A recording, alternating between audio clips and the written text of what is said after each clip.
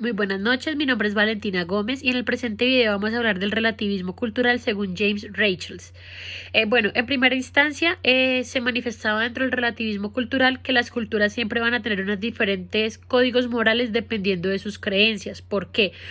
Porque no existe una verdad objetiva dentro de la moral que se considere como general, sino que lo incorrecto y lo incorrecto siempre va a depender de las cuestiones y las opiniones que varíen de una cultura a otra. Pues en este sentido vamos a poner un ejemplo y es lo que explicaba en el video pasado y es que en unos lados del mundo siempre era correcto o es correcto comerse a los muertos, por ejemplo, pero para otras personas pues o lógicamente no lo es. Entonces, ¿dónde está la verdad objetiva dentro de las cosas? Otro de los ejemplos es que en la antigüedad se pensaba que la Tierra era plana, pero pues después de los estudios y todo eso, también se pensaba que la Tierra era esférica. Entonces, ambos están en desacuerdo o dónde está la verdad objetiva dentro de lo que se manifiesta. Por lo cual, no hay razón para pensar que si el mundo es redondo, entonces todos tienen que saberlo. Igualmente pasa con la moral. No hay razón para pensar que hay verdades morales porque todos tienen que ser pues, correctos. Por otro lado, dentro de lo que James Rachel se expresaba, es qué consecuencias hay si aceptamos como cierto el relativismo cultural.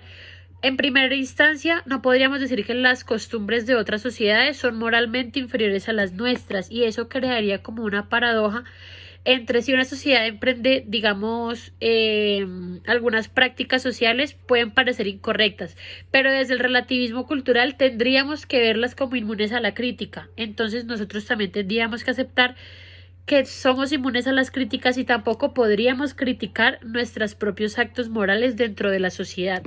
Por otro lado, si el relativismo cultural nos prohíbe criticar los códigos de las demás sociedades, como lo venía contando, también es imposible criticar nuestros propios códigos morales. Y si lo incorrecto y lo correcto son relativos a la cultura, esto debe ser verdad para nuestra cultura como para las otras.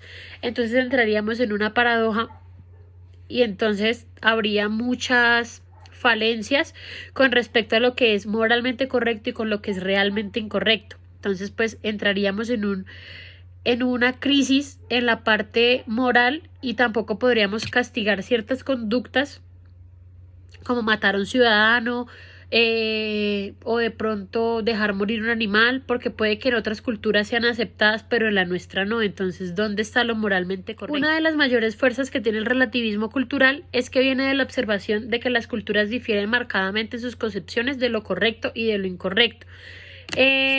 Por otro lado, Rachel argumenta también que los valores de una sociedad a otra no cambian, la diferencia está en sus sistemas de creencias y las creencias son distintas y esto no equivale precisamente a que los valores sean también totalmente diferentes. Y en síntesis de lo que venía explicando anteriormente, hay reglas morales que todas las sociedades deben tener en común porque son necesarias para la que una sociedad exista, como no matar, decir la verdad, no robar, bueno, entre otras acciones.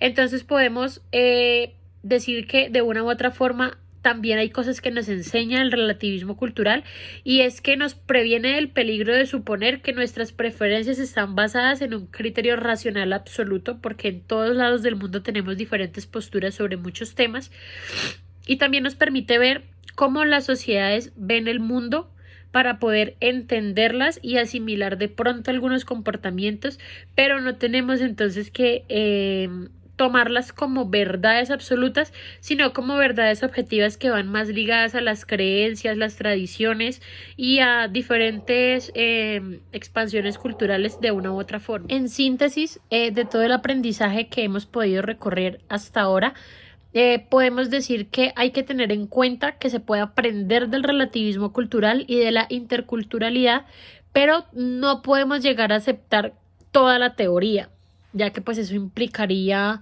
ciertas falencias dentro de los códigos morales y dentro de las acciones humanas que son moralmente correctas. Muchas gracias por su tiempo, espero que les haya gustado la exposición, que les haya quedado claro el material, para que así podamos entender un poco más de teorías morales y asimismo no solamente entenderlas, sino también respetarlas y aprender a tener un pensamiento mucho más abierto sobre nuestra cultura y sobre las diferentes culturas que existen en el mundo. Que estén muy bien, muy buenas noches.